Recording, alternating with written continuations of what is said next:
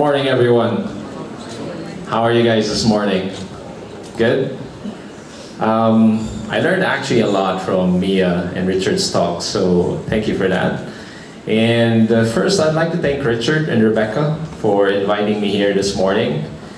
And as Richard mentioned, I guess I also have Jomari to thank, right?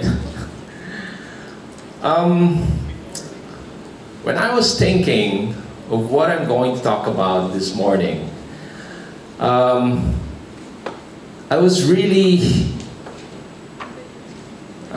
challenged because I know a lot about technologies. Microsoft, as a company, is one of the leading players in the industry today. But I guess when I take a look at the actual speakers and I realize that, hey, most of these guys are probably going to talk about the technology behind e-commerce. So I was thinking, and I would like to ask, is it okay if I talk about my own personal experience? Not necessarily about e-commerce, but really the history of how people purchase products and services. Is that okay with you guys? Okay, that's good to hear, because if you said no, then I'm gonna scrap everything. And brace yourself, because I think most of you guys will know a lot of information about me in the next couple of minutes. So, my story about purchasing products and services really started way back when I was still in a baby in my mom's womb. Really, I'm still an unborn child.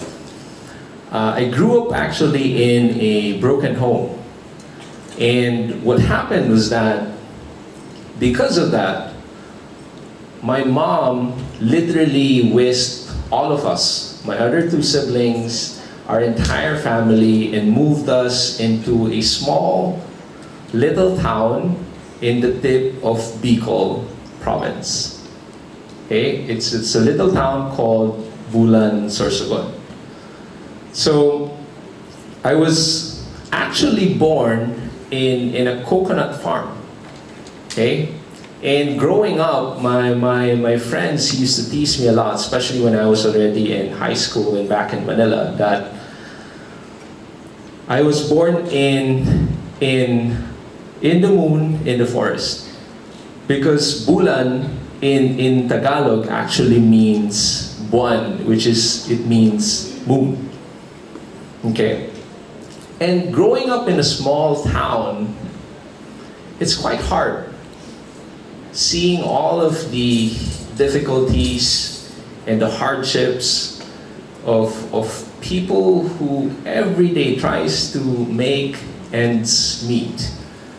Most of my friends back then, when I was growing up, most of our distant relatives even are either farmers or fisher folks.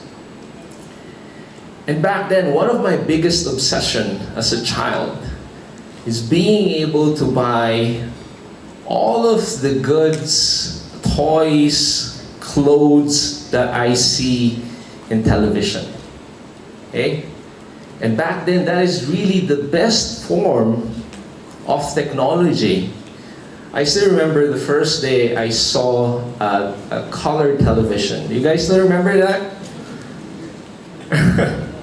Right? This is like God's personal gift to me when I first saw a colored television. And the second other technology that I used back then when I was a kid was a Betamax. Still remember that? Or VHS? Okay, suddenly all of your favorite movies, you can watch it in your colored television. And then the third one is really a landline. And guess what? In a small town, in a small barrio, like Bulan, Sorsogon, back then there were only 3 landlines servicing 2,000 families in our small town. And it's located in the city center. And what happens is that you literally have to travel around 45 minutes through a tricycle, 30 minutes through a jeep, and an hour and a half through a bike in order to get there and call somebody. And that's very important because back then, I was still a kid. And guess what? All the fancy toys, all the clothes, they're not really exactly in my town. So guess what I did? What I do back then is that I will beg my mom, after watching Voltus 5 or Mazinger Z, okay, there are people who are nodding, and literally ask her, hey, can I call my sister, my ate, and even my aunt and my uncles here in Manila, beg them over the phone, hey, I want this toy. Please send it to me. And at that time, it was so hard because, of course, imagine I was a young kid. I literally can't speak English. I have like little knowledge of Tagalog. So, looking back, my uncle was probably very, very patient listening to me talk for 30 minutes asking for certain toys. And 80% of the time, I won't get what I want. Because even if I wanted to vividly explain it over the phone, it's really hard. So what happened next is that I started writing letters. Who did that before when you were a kid? Okay, raise your hands. So what happens is that I would look at different magazines, okay? Cut the pictures of the magazines and send those clothes, toys that I really like, and then finally, there's 100% accuracy. But guess what? From a 2-week, 3-week time frame, from the calls to getting all of the toys and clothes that I want, it now became like a month or 2 cycle. Because back then, Bicol was like a 12-hour drive. So I have to make sure now that I know I'm close friends with the son of the bus drivers in our small town. So I can ask them for favors. Hey, please give this letter to your dad so that he can send it to my relatives in Manila. So for me, the history, the personal experience in buying something, it's really different back then. And 25, 30 years ago, compare that to what's happening today, and I think you realize that the value of technology that allows us to do digital commerce, it's just truly amazing. Do you guys agree? Sometimes it's so hard to realize the fact that we are so lucky today because of all of these technologies that allows us to purchase online, have the products delivered right to our doorsteps in just a matter of hours and even days. And there are 3 major things that makes this thrive and continue to thrive in the future. So the first thing that we need to remember is that our internet active penetration today in the country is at an all-time high. It's at 63%. Ask even your nieces and nephews if they use online search engines, use the mobile applications to purchase, and they'll all say yes. Just last Christmas, I asked my niece, hey, what do you want for Christmas as a present?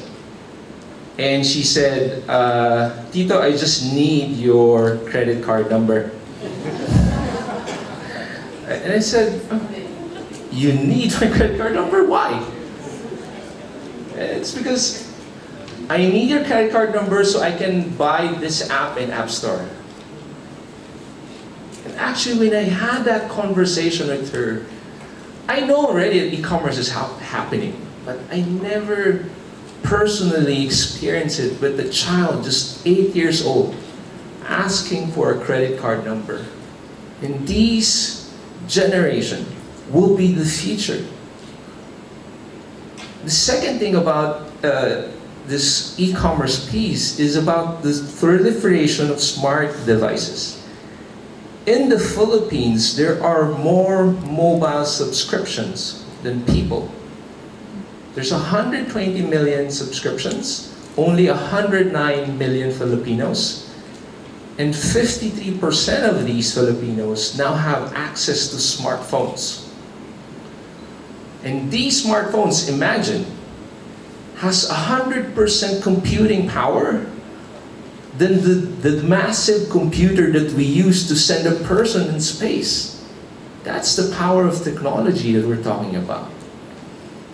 Then the third piece, and they talked about this, is that, of course, the increase in usage of debit cards, credit cards, and at the same time, mobile and digital wallets that allows even unbanked Filipinos in the region, right?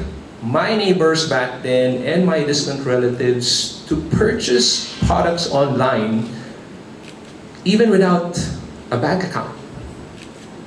That's something transformational, and this will continue. And that's why the likes of deal sites such as Metro Deal, general B2C sites as Lazada, etc. are actually thriving today and will continue to thrive. But my question to you guys is, are you thinking about e-commerce as a way to transform your business today? Or maybe you've already accepted the fact that e-commerce should actually be the norm today. So if you're not present in an e-commerce platform, whether you don't have your own e-commerce site or you're not present in a marketplace such as Practice or Shopify, then you're actually behind already. So everyone in this room, the biggest takeaway is that you should treat e-commerce as a traditional platform already. The question should be, how do you continuously drive disruption in the e-commerce space? And there's a lot of ways you can do it, but there are 4 things that I wanted to highlight. The first one is really in terms of delivery. Okay? I talked about my niece, right? I'm gonna talk about my nephew. So my nephew, just a couple of weeks back, I was asking him, hey, if, for example, you want to buy something, what toys do you want, etc. And then all of a sudden, he said, hey, Tito, I want a drone. Okay? Who here has a drone? Raise your hands. Okay, couple of hands. Okay. And guess what? I asked him, hey, what are you gonna use a drone for? And then he said, it's because I'm gonna fly my drone. I'm gonna send it to my friend's house, which is like a couple of blocks away from his house, to pick up the toy that I want, so I don't have to go bike there, right? And we're talking in Viber right now. Hey, can I borrow your toy? Okay, I'm gonna fly my drone there, pick up the toy, you give it the toy, and then the drone is gonna bring it back here. And when I heard that story, oh my God, kids nowadays, right? They're really smart. But when you think about it, that's what's happening as well worldwide. The likes of Amazon has already worked with certain states in the US to have drone deliveries for e-commerce transactions. In the food industry, I'm not sure if you've seen this already, Domino's Pizza, McDonald's in the US is already playing around having e-commerce food transactions delivered through drone as well, to a point that they're customizing their own drones for their respective purposes. The second one is really about chatbots. Who here has personally experienced playing around with the chatbot? Raise your hand. Okay, great. That's more hands. It's good. So, just the other day, I overheard my wife actually talking to my mother-in-law, because they do that a lot over the phone, like for an hour every day. Sorry, hope this is not being recorded in any way, shape, or form so that my wife won't be able to see it. But they do that a lot. They talk a lot over the phone. And the other day, my mother-in-law was incessantly complaining to my wife, who works for Globe, by the way, about their phone bill. And then all of a sudden, my wife said, "Ma, please, you don't need to course all of your concerns to me. You can go to your Facebook Messenger, type G, which is basically GHIE, and talk to our bot." And then, literally, I think my mother-in-law exploded because I suddenly heard a loud noise from my wife's phone. But that's true. The nature of customer engagement in e-commerce will also change. There will come a time that for all of the e-commerce platforms today, you can engage with a real live bot, asking specific features, colors, price, ask them to compare it to you. Because today, it might be easy to search for it online, but wouldn't it be easier to actually just talk to somebody? Right? The third one is really machine learning. And my experience with this one is a bit weird, if I may put it.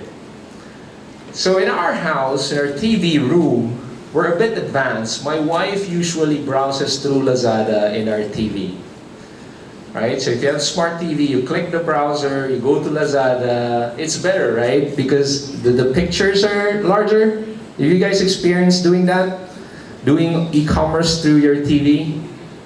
You should try it. It's quite great.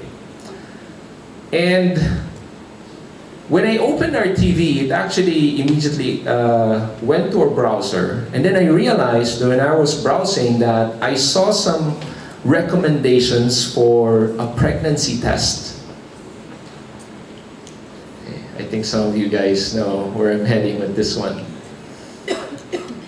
So suddenly I was so excited because, hey, I have one child now and we've been dreaming of having a boy. So I went upstairs without thinking, like in the minute I was there upstairs and saying, "Hey, you're gonna share to me the good news? You're pregnant, right?" And then she said, "No, I'm not pregnant." So how come there are like recommendations in our Lazada page for pregnancy tests? And then guess what really happened?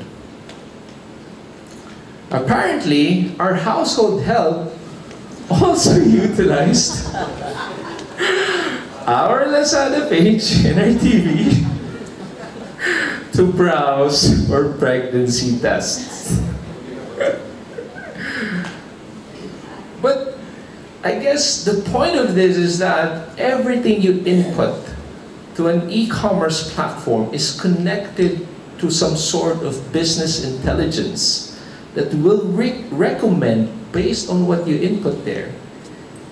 And even beyond that, there are business intelligence platforms today that you don't even need to specify what you want, but based on the KYC or the Know Your Customer info that you have, the profile that you have, and these are the recommended products that will be pushed to you. That's how advanced analytics is today in the e-commerce space. And one of the major considerations for you to think about.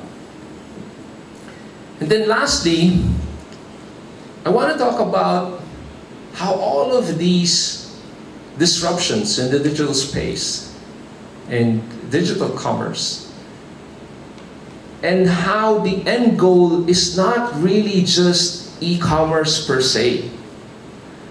For those of you guys who are thinking that retail, brick and mortar will die soon, but I'm here to tell you right now that's not gonna happen. Brick and mortar retail will continue to thrive.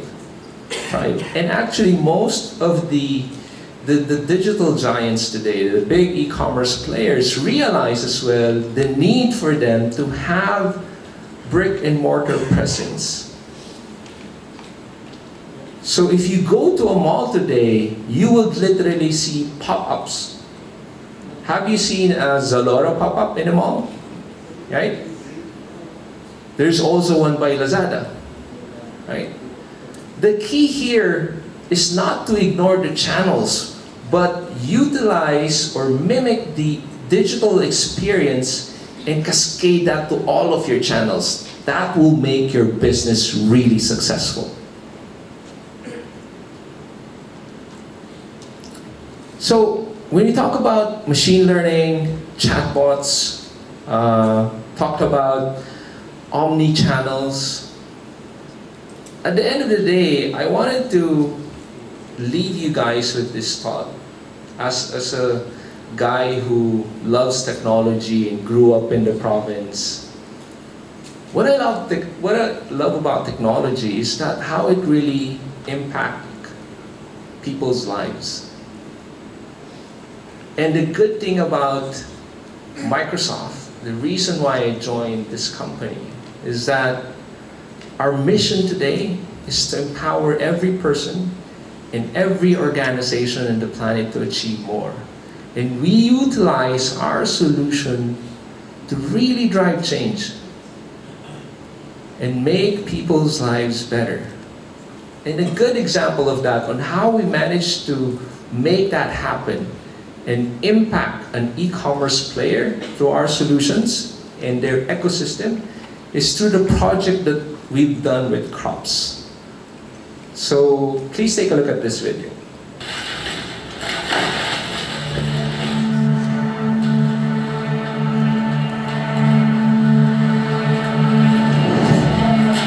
Sa edad na 8 taong gulang, nagsimula na akong magtrabaho sa aming bukid.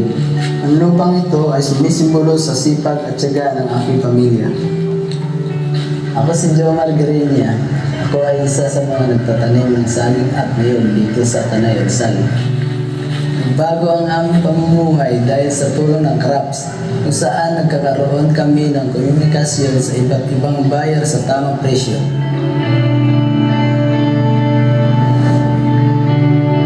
Crops is a cloud-based platform that gives you access to every food source in the world, from the biggest farms to the smallest backyard. By providing information on supply and demand, the app aids farmers to plan what and when to produce and assist buyers in their purchasing decisions. To address our primary concerns relative to cost, scalability, and ease of use, we turn to Microsoft to build the Crops app. Microsoft Azure offers a stable, ready-made cloud platform to code Crops-specific functionalities. With no need to invest in physical infrastructure, scaling up has been fast, efficient, and low cost. Hosting the app on Azure means that crops can work virtually anywhere, benefiting the most remote farmers.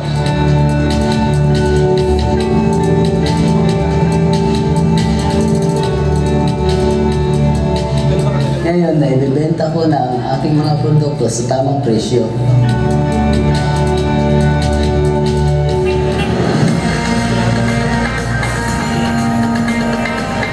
Dahil sa crops, nagkaroon ako ng malawak na koneksyon at mamimili para sa aking produkto mula sa iba't ibang lugar.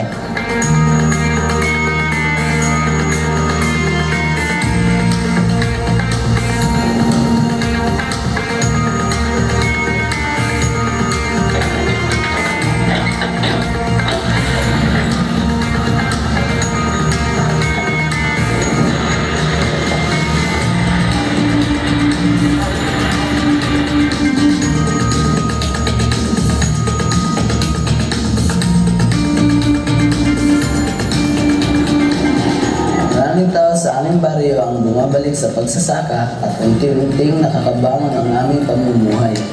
Ngayon, nagkaroon na kami ng pag-asa. Ang bagong mga salitang naririnig ko na sa aming lugar ay magtanim pa tayo ng mas marami.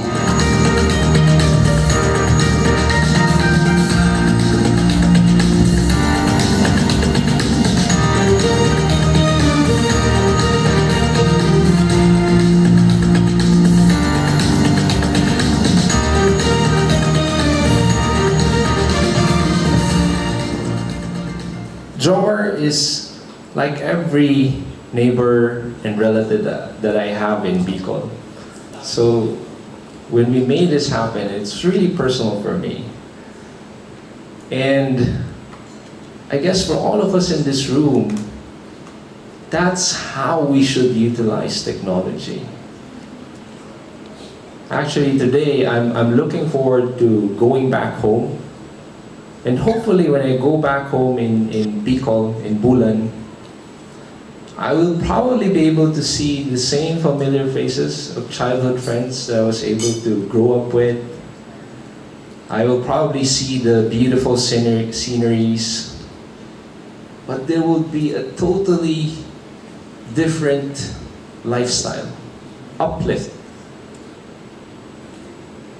And I'm actually looking forward being able to say that I was part of making that happen.